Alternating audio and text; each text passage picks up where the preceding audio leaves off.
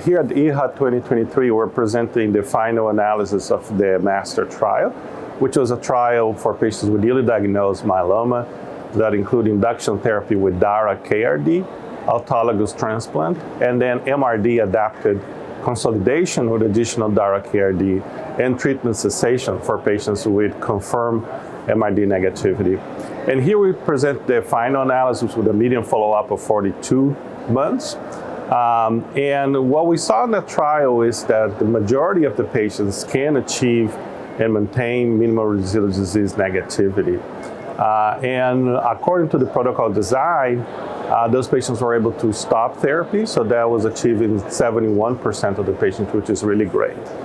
And what we present here is mostly about updating how those people do long term. And the good news is the majority of the patients remain MRD negative, being followed without any further therapy, with excellent 3 years progression-free survival that is, over 80% for both patients with the 0 or 1 high-risk chromosome abnormality. We also give some insight into what happened to the patients who don't stay MRD negativity. We have some progressions, most of which are rescuable with subsequent therapy.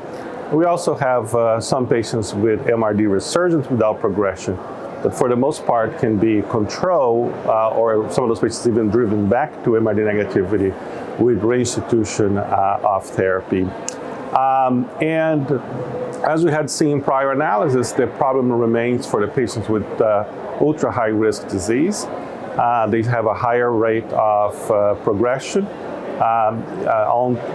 Even if you take all the patients on the protocol, but also among the ones who stop therapy.